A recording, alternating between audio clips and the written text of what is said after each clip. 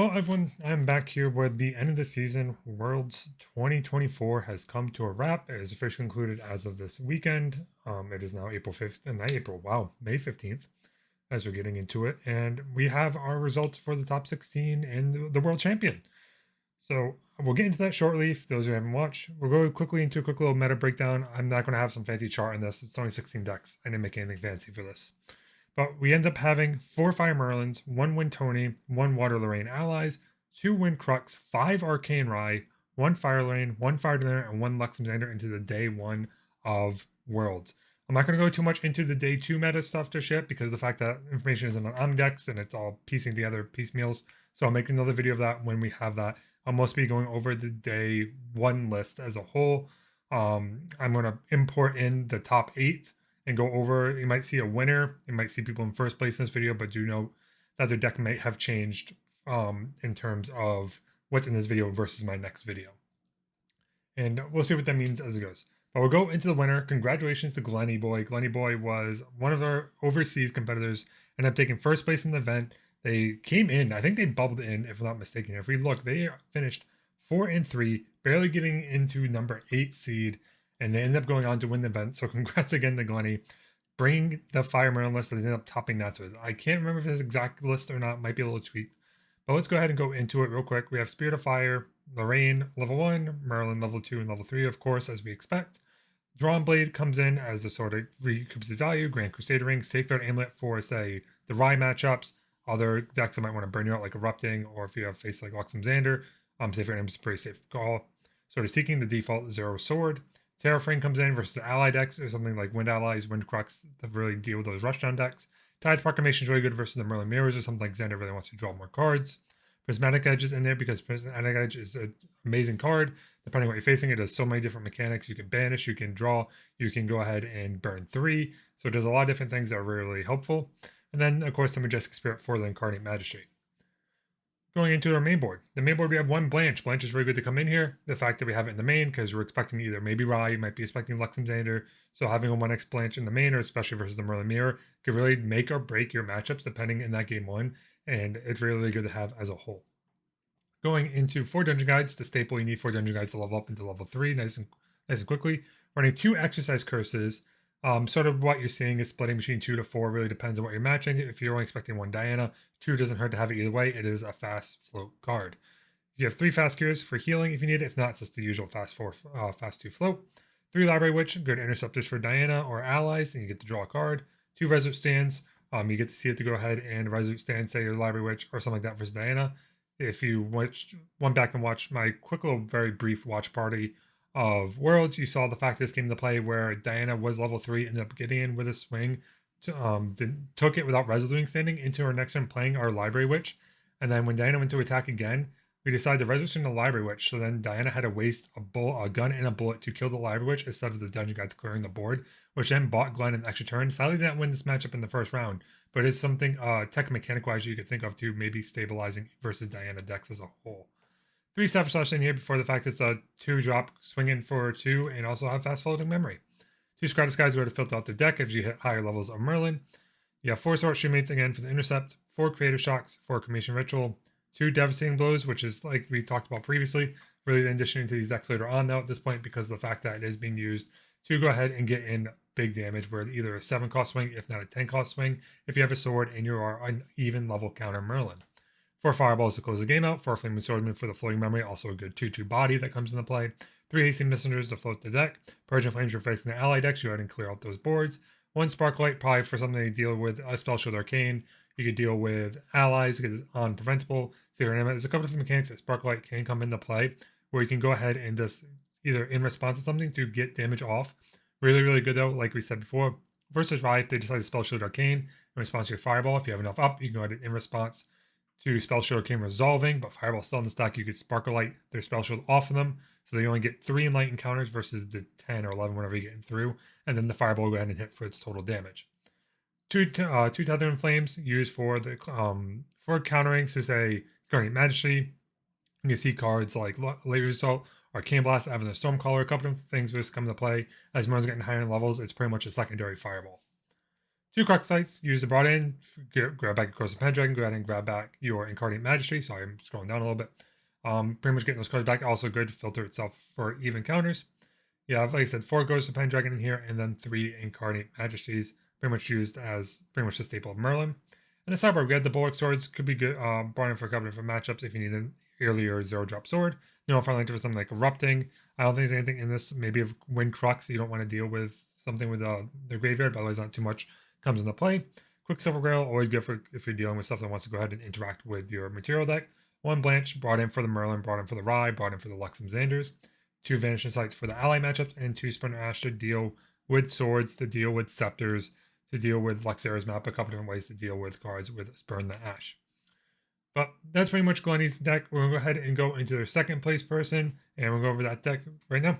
So, placing the second place is Liftersill. I always don't know the sponsor name. I'm very sorry. I'm pretty sure it is Sean. With Rye, again, a deck I was close to my heart. I put Rye in the tier 2 sleeper pick list in my meta breakdown, and I think it was pretty much a sleeper pick. It was a deck that I think could do really good if you know the read in the meta, and Rye is probably one of the best decks in the format now. The fact that everything sort of started shifting towards Luxem Xander some other ways away from dealing with Rye, that Rye is able to resurge itself into the top of the meta. You're running Serene Spirit of Fire Rye, you have the level 1, level 2, level 3, of course, Joust and Blood, Quicksilver Grail. So the way Quicksilver Grail works, this is something I've learned from Cade and myself from playing in on-demand tournaments with him. Quicksilver Grail is really, really good. You can Quicksilver Grail putting something like Tome of Knowledge underneath. When you go into, say, your Dungeon Guide turn to level up the Rye level 3 and you have 3 Arcanes down, 3 Arcane cards down, you go ahead and then pop your Quicksilver Grail to then banish another Arcane card out so you get extra levels off of that and pretty much an easy way to guarantee higher levels onto your Rye. We have the Viridian Protection Circuit because Solar Water is our downfall matchup because of the fact that Rye usually want to use all of its resources that it's able to go ahead and combo off. Storm Parents Eye, because it's not a draw mechanic, it is a card that puts it into your hand. So really good to have if you face something like a Tithe Proclamation or something like Diana where they're going to punish you for drawing multiple cards. And Tome of Sacred Lightning, which is always in here just to replace pretty much Tome of Knowledge at a point. Going to the main board, you have 4 Careful Studies, 4 Dungeon Guides, which is pretty much a staple 8 cards. Peace Arena is a card that could go up and down. This list is either on 3 of it. So if you're facing allies or the Crux matchups, pretty much a way to turbo fog yourself into a victory. 4 Resolute Stands, 4 Scry the Skies, 4 Creative Shocks, 3 Fireballs are going to deal. The interesting pick is 4 Gloamspire. So Gloamspire is a good card that lets you go ahead and utilize pretty much paying out your memory a lot. It rewards more of a slower gameplay. The fact that you Gloamspire market, you go ahead and tap it, draw a card in your memory, lets you keep on recouping your card cost. So something that's really interesting doing here, especially out of 4x copies, but it ends up working really well for Sean. It's something I toyed with back in the day, and I wasn't really fully in love with it, but congrats that it works. I'm really, really happy that it did. 4 Increasing Danger, 3 Advent of Storm card, pretty much the core staple card of Riot at this point, because the fact that Arcane Disposition is good, but we still lost the fact of Reckless Conversion. Advent of Storm card really lets us go ahead and combo off and really filter the top and bottom of the deck the way we want, which is really, really, really strong. It's probably the strongest couple words that you have in Grand Archive is being able to stack your deck in either way that you pretty much choose to at any moment in time. 4 Arcane Blast to close the game out. 4 Arcane Disposition, I've talked before. I'm really interested to see these come out. I'm not fully sold on this card myself, but the fact that I think all of the Rye lists that we had of 5 ended up running this card is really, really interesting to me. The fact that it is still good to go and draw 3 cards. If you're able to pay out your entire hand to stall out, it's really good to start filtering out the top of that deck. 4 Arcane Sight, 2 Erratic Bolt, another way to deal pretty much a pseudo Fireball in a sense. 2 Power Overwhelming to pretty much pay off your Enlightened counters. Go ahead and Advent of Stonecaller. 3 Spellshare Arcane, and 4 Voltic Sphere. This is a card I am harping and harping and harping and harping on. This card is super strong, and this card is absolutely busted. This is a card that you pretty much can pitch to Creative Shock, can get into your graveyard, banish it to gain a level, and then your next Arcane card also got 1 less. That's pretty much getting you a 2 cost reduction for your efficiency. It's super, super good. This card is really, really strong. I'm a fan of this card. You'll hear me talk about this a lot. I am really, really a fan of this card. I really enjoy this card as a whole. 3 Peering the Mana into our slower matchups. 2 Disintegrates into something like Merlin, where you have to go ahead and deal with Incarnate Majesty dealing, sitting on the board. And then 3 Spurn Asher dealing with something like Scepter or Luxera's map. Or say, you can even go ahead and get rid of Safeguard Amulet, a Grail, a couple different things that come into play with that. So really, really good and strong to have. Congratulations again for getting 2nd place. And let's go into number 3. So 3rd place, sort of 3rd place. I don't know if they play day 2. I'm pretty sure day 2 they switched to Serene Luxem. You do have OK Business, or otherwise known as Burner. on Wind Crux. So this is the list we talked about before. This is that Caden sort of run. We have the Spirit of Wind, level 1, level 2, and level 3 Lorraine. You have Borg Sword, Drawn Blade. As Lorraine, you usually want to get the Drawn Blade out early, break it, and then the rank can get it back with 4 Enlightened counters if you need to. You can Crusade Safeguard in it, Sword of Seeking, Tithe Proc, then Limited Draws, Freedom Protection, and Prismatic Edge, which is the main piece of comboing and flickering Prismatic Edge as much as possible. This list is going to go ahead and run 3 Academy Guides, 4 Banner Knights, and 4 Dungeon Guides. So you're going to see these cards here that are water. These are mostly just here to go ahead and have them into your memory to get the effect of Prismatic Edge secondary ability to draw an extra card. If you pretty much want to build this based off of what you're expecting to see. If you're expecting a lot of fire, then you want to throw a couple water cards into this list so you get the draw mechanic into those games. If you're expecting a lot of water, you throw a couple fire cards in to get the burn 3 as you're expecting to face water. You're going to get the draw off of it. So we do have 3 water cards in here for the fact of drawing of Prismatic Edge. 3 Beseech and Wind, adding another way to level up nice and quickly. It's level 3 Lorraine. 4 Fairy Whispers is going to filter out the deck. 4 Phalanx Captains for your ally, pretty much your ally win con as a secondary because you do have Rally the Peasants. You do have Tactful Sergeant. You have Ghost of Pendragon, which is probably one of the best units in the game. We've run Reclaims and Swift Recruits, of course. Veiling Breeze to deal with Arcane Blast because you're paying a lot of cards down. Deal with Lectum Xander if they're going to Light Weavers assault you. Veiling Breeze is probably one of the best win cards in the game. And you have Zephyr, Normal, Cruxite, and Spirit Blade Ascension that we talked about before to go ahead and flicker the Prismatic Edge. In the sideboard, you have Nullifying Lantern, Quicksilver Grail. Pretty much you're going to see these probably in every single sideboard, if not their main board. 3 Dream Fairy. Dream Fairy is good if you're facing ally matchups or into Fire Merlin, where you go ahead and Dream Fairy away their Incarnate Majesty. And then you have 3 Hurricane Sweeps if you're dealing with, say, Water allies or Mirror with Wind allies. They want to go ahead and clear the board with something like Bulwark Sword. Congratulations, Burner, for taking 3rd. And we're going to go right here into deck number 4, which is going to be Spirit of Wind Tony.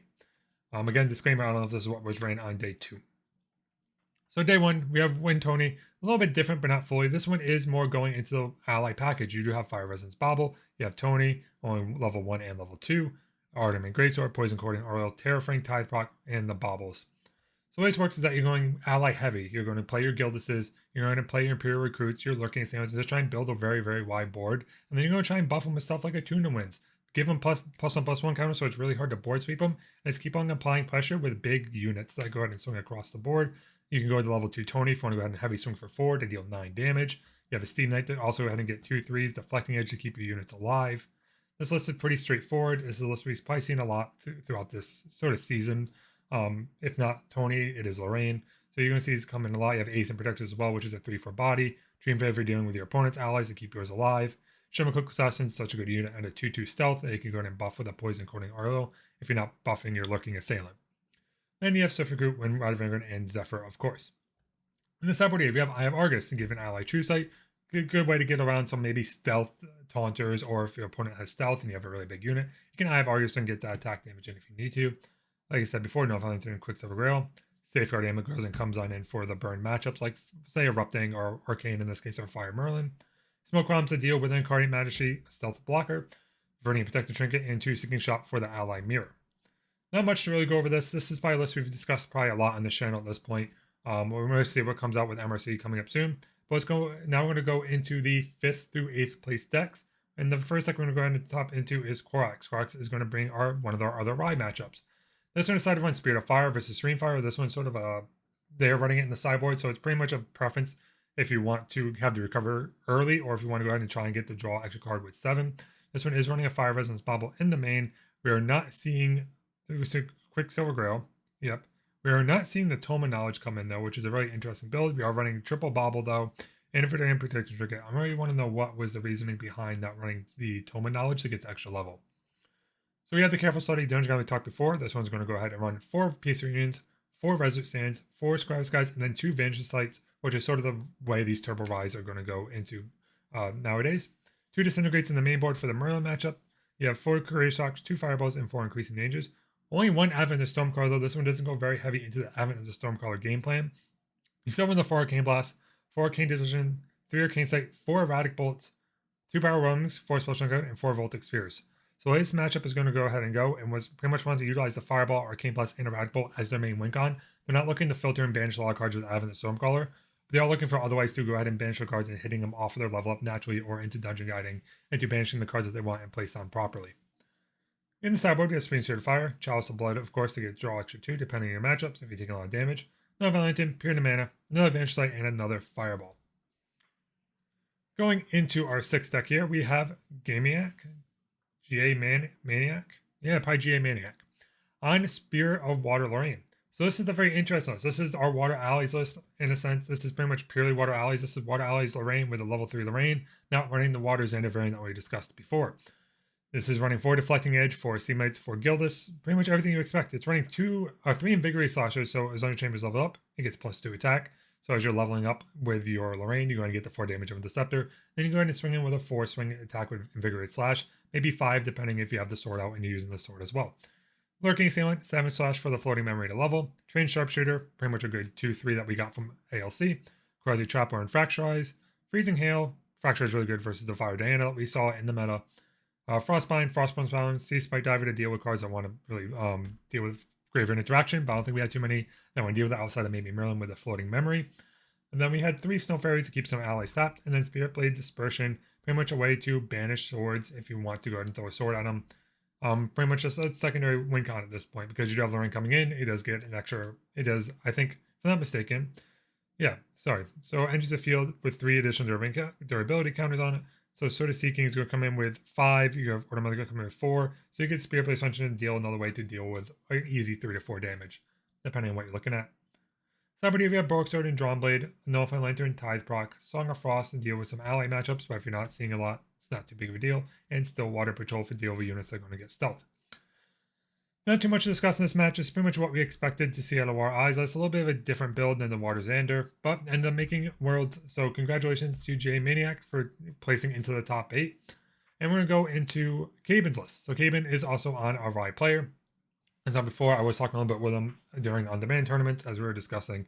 He's the one that really brought up the whole line with the amulet and during Dome of Knowledge, but he ended up going with the Grand Crusader ring this time. Did keep the Fire Resonance Bubble into the main deck.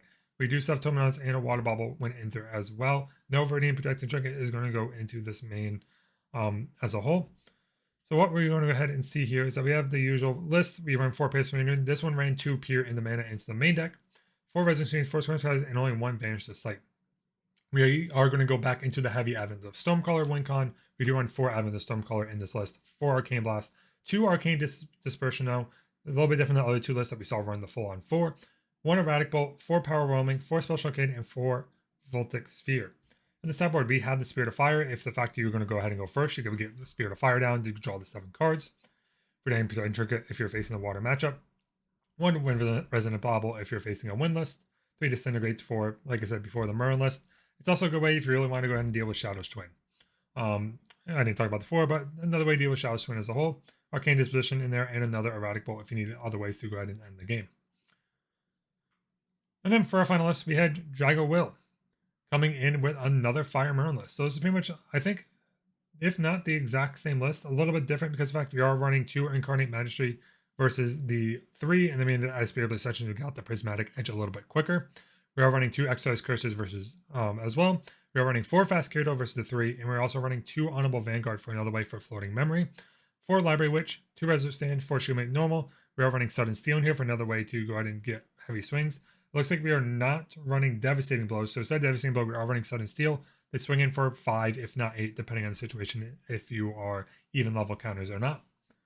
4 Creative Shock for Cremation Ritual, go ahead and sack the Library Witch or something like Honorable Vanguard or Steelmate to get the draws, or even a Flaming Swordman depending on your board state. 2 Focus Flames to deal with ally matchups, deal 4 to target ally, always good. 4 Hasty Messengers, 2 Incinerate Fractal, again to deal with the ally matchups of coming in to deal 4 to an ally. 2 Sparkle Lights, 3 Crocsite, and 4 Ghost of Pendragon. And the sideboard here we have the Chalice of Blood, a Tithe Proc, 2 Blanche is ran in the sideboard of this one. We have 2 Morgan, more than likely assuming if you're going to face all Luxem, because Luxem at the time was the best deck in format, you bring in the 2 Morgans to deal with so Luxem cannot recover their cards. And then you also get the Mage bonus if you're level 2 or level 3, where you can go ahead and Glimpse, if not, recover 1. Hey, sometimes it comes into play. And then we have the 2 Disintegrates in there as well for the mirror matchup or something like a Shadow's Twin. Well, that will do it for me, guys. So hopefully, like I said, please hit the like, subscribe. We're going to come out with more. We are about to go ahead and enter a MRC season. No, MRC? Yeah, MRC season. So we're going to see more videos coming out for regionals and store championships as we're going to do more meta breakdowns along the way. keep an eye out. We're going to drop another video for the day 2 deck list as soon as I have those available. So make sure you're following for that as we break those down as a whole. And as usual, thank you guys for watching the channel. Thank you guys for being a part of this. I can't do this without you. I am very sorry. I've been very delayed on the Merlin deck box giveaway. I've been very busy the past 2 weeks, but I do promise that is coming. I'm going to get that done. So I still have that. Do not worry about that. But like I said, thank you guys again for watching, and I hope everyone has a good one.